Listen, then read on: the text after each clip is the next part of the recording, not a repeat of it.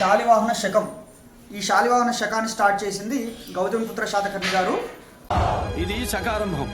భరతకండే భరతవర్ష అంటూ ఈ జంబుద్వీప కాలమాన పట్టికలో ఈనాటి నుండి శాలివాహన శకం ఆరంభమవుతుంది.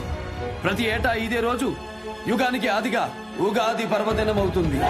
అందరికీ నమస్తే. నేను ఈరోజు శ్రీ రంగాపూర్ శ్రీ రంగనాయక స్వామి టెంపుల్కి వచ్చాను.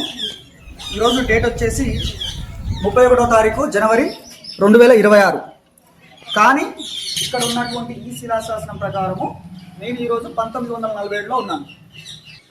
ఎందుకంటున్నానంటే ఈ శిలాశాసనము ఇక్కడ జూమ్ చేసుకో, ఇక్కడ శాలివాహన శతాబ్ద 1804 అని చెప్పేసి ఉంది.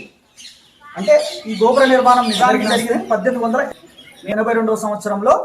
ఎవరి చేత నిర్మించబడిందంటే రాజా రామేశ్వరరావు గారు ఆయన భార్య అయినటువంటి శ్రీమతి శంకరమ్మ గారిచే ఈ గోపుర నిర్మాణం జరిగింది. నిజానికి జరిగింది 1882లో ఈ గోపుర నిర్మాణం జరిగింది. కానీ ఇక్కడ ఉన్నటువంటి డీటెయిల్ ప్రకారం 1804లో జరిగిందని చెప్పేసి మనకి ఇక్కడ ఉంది. ఎందుకు ఆ డిఫరెన్స్ అంటే మనం వాడుతున్న క్యాలెండర్ వచ్చేసి ఇంగ్లీష్ క్యాలెండరు. ప్రస్తుతం 2026లో ఉన్నాం. కానీ ఇక్కడ ఉన్నటువంటి ఈ డీటెయిల్ ప్రకారం ఇది తెలుగు క్యాలెండరు, శాలివాహన శక క్యాలెండరు.